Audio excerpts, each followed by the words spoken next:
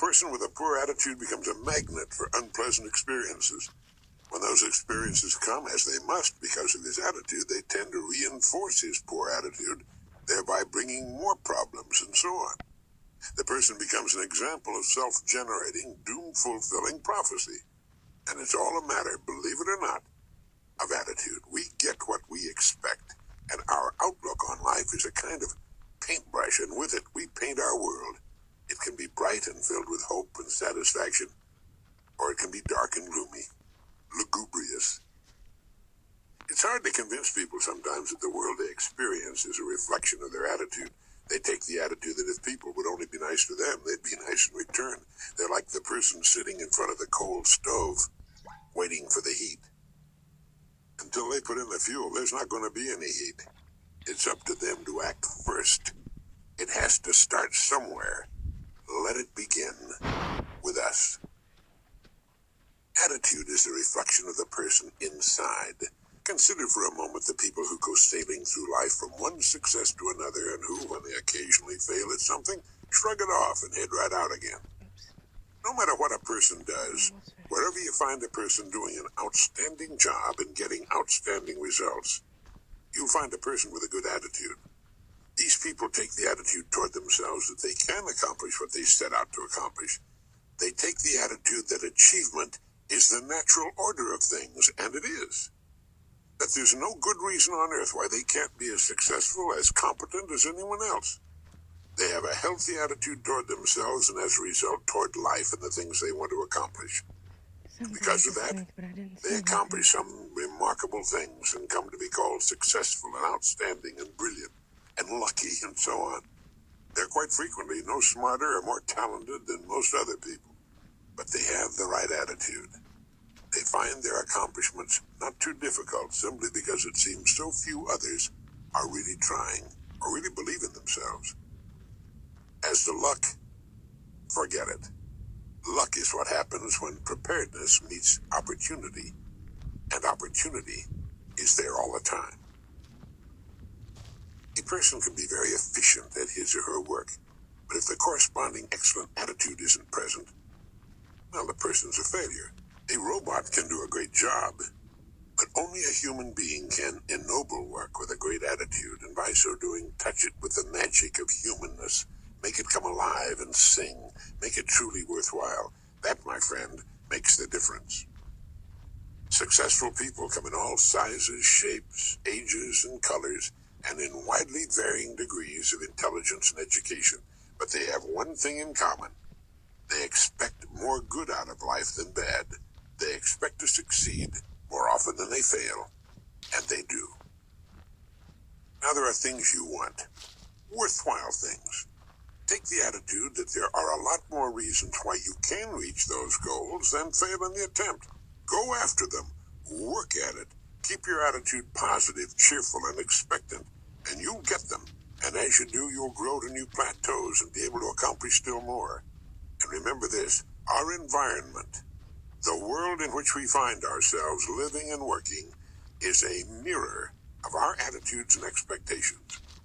If we feel that our environment could stand some improvement, we can bring about that change for the better by improving our attitude. The world plays no favorites. It's impersonal. It doesn't care who succeeds or who fails, nor does it care if we change. Our attitude toward life doesn't affect the world and the people in it nearly so much as it affects us. It would be impossible to even estimate the number of jobs that have been lost, promotions or good grades missed, sales lost, or marriages ruined by poor attitudes. But you can number in the millions the jobs which are held but hated, the marriages which are tolerated but unhappy, the parents and children who fail to understand and love one another, all because of people who are waiting for the world and others to change toward them. They don't understand that what they're getting is a reflection of themselves. Nothing can change until we do. When we change, our worlds will change. The answer is attitude. How does one develop a good attitude? The same way one develops any other factor, practice. One good way is to stick a small sign on the bathroom mirror on which is printed the word attitude. That way you'll see it first thing every morning. You might have another one in your car and at your place of work. We need to smile more, speak to people, go out to people. Everything in the world we want to do or get done, we must do with and through people. Every dollar we will ever earn must come from people. Everything worthwhile, the person we love and with whom we want to spend the rest of our life, is a human being with whom we must interact. Our children are individuals, each different from any other person who ever lived. And what affects them most is our attitude, the loving kindness they see and feel whenever we're around them. If you begin to develop and hold an attitude that says yes to life and the world, you'll be astonished at the changes you'll see. Someone once said, life is dull only to dull people. It's true, of course. It's also true that life is interesting only to interesting people, and life is successful only for successful people. We must be the epitome, the embodiment. We must radiate success before it'll come to us. We must first become mentally, from an attitude standpoint, the people we wish to become. Many years ago, a famous Los Angeles restaurateur was asked by a newspaper reporter, "When did you become successful?" And he replied, "I was successful when I was dead broke. I knew what I wanted to do, and I knew I'd do it. It was only a matter of time." He had a successful attitude long before the success he sought had become a reality. The great German philosopher and writer Goethe put it this way: before you can do something, you must be something. But let me prove my point by giving you a test. If you will conscientiously go about the test I'll outline and concentrate on it every day, you'll find yourself becoming lucky, as the uninitiated call it. All sorts of wonderful things will begin happening in your life, and it'll show you what a great attitude can mean. So here's the test. Treat every person with whom you come in contact as the most important person on earth. Now, you do that for 3 excellent reasons. 1, as far as every person is concerned, he or she is the most important person on earth. 2, because that's the way human beings ought to treat each other. And 3, by treating everyone this way, we begin to form an important habit. There's nothing in the world that men, women, and children want and need more than self-esteem, the feeling that they're important, that they're recognized, that they're needed, that they count and are respected. They will give their love, their respect, and their business to the person who fills this need, even if it's a short encounter.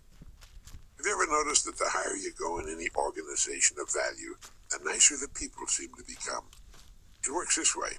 The bigger the people, the easier it is to talk to them, to get along with them, and work with them. So they naturally matriculate to the top. It's their attitudes. And the people with great attitudes just naturally gravitate to the top of whatever business or department they're in. They don't have great attitudes because of their positions. They have their positions largely because of their great attitudes.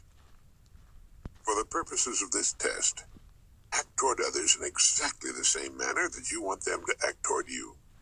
Treat the members of your family as the very important people they really are, the most important in the world. Carry out into the world each morning the kind of attitude you'd have if you were the most successful person on earth. Notice how quickly it develops into a habit. And almost immediately a change will be noticed. Irritations that used to frustrate you begin to disappear. When some less informed person gives you a bad time, don't let his poor attitude infect yours. Keep yours in hand. Keep it good. Keep cool, above it all, and smiling. If someone cuts in front of your car or acts in any other manner that shows a lack of courtesy, don't react as he would. Smile it off. Destructive emotions such as anger, hatred, or jealousy don't hurt others. They hurt you. They can make your life miserable. They can make you sick.